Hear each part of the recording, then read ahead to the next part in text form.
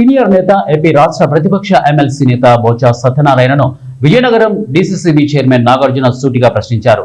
దాదాపు 90 మంది సభ్యులు ఉండే బ్యాంకు వాళ్ళను సంప్రదించకుండా పైడితల్లి జాతరకు డీసీసీబీలో కూర్చుంటామని లెటర్ పంపించడం ఏంటని డీసీసీబీ చైర్మన్ గా నాగార్జున ప్రశ్నించారు. ఉన్న ఫలంగా డీసీసీబీకి ఫ్యాక్స్ ద్వారా లెటర్ పంపించడంపై ధ్వజమెత్తారు. ఏకపక్షంగా లెటర్లు పంపించడం ఏంటని వారు అన్నారు. కరెక్ట్ గా ఒక 3 గంటల క్రితం బొత్స సత్యనారాయణ గారి పిఏ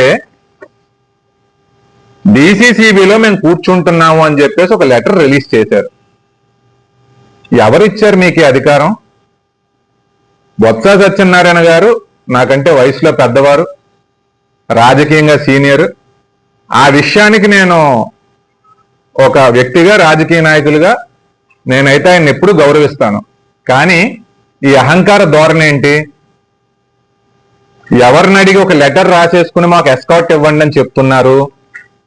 ఇదేమైనా ప్రభుత్వ జాగానా?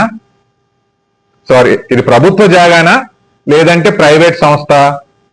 ఇదేమైనా మీ సొంత ప్రాపర్టీనా? ఇది పద్ధతి కాదండి. ఇది పద్ధతి కాదు. వాళ్ళ పిఏ గారు ఎవరైతే ఉన్నారో మా అధికారి ఎవరితోనో మాట్లాడారు. మాట్లాడిన తర్వాత ఇది రాజకీయంతో కూడుకున్న అంశం కాబట్టి చైర్మన్ గారితో మాట్లాడండి అని చెప్పారు.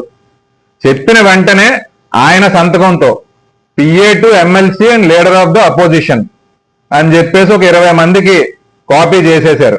మన డిస్ట్రిక్ట్ కలెక్టర్కి, విశాఖపట్నం కలెక్టర్కి, అక్కడ కమిషనర్ గారికి, డిఐజీ గారికి, ఎస్పీ గారికి and copy to PS, chief secretary వగేరా వగేరా వగేరా అని చెప్పి చేసేశారు. ఇది ఇప్పుడు నేను ప్రశ్నిస్తూ ఉన్నది ఇదే. ఎట్లా ఇదంతా? ఈ వ్యవస్థ అంటే మీకు గౌరవం లేదా? మీరు అక్కడ సెషన్స్ లో కూర్చుని ఒక ఎమ్మెల్సీగా పెద్దరికంగా మాట్లాడుతున్నారు, వ్యవస్థల కోసం మాట్లాడుతున్నారు. మరి ఎక్కడికి వచ్చేసరికి ఇదే వ్యవస్థల పట్ల గౌరవం లేదా? మళ్ళీ అదే అడుగుతున్నాను, ఈ అహంకార ధోరణి ఏంటి? ఇది ఎంతవరకు సమంజసం?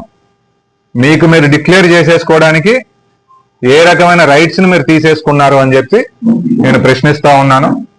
అలాగే తెలియజేసేది ఏమనగా, ఖచ్చితంగా దీన్ని మాత్రం దయచేసి రాజకీయం చేయకండి. డీసీసీబీ వ్యవస్థ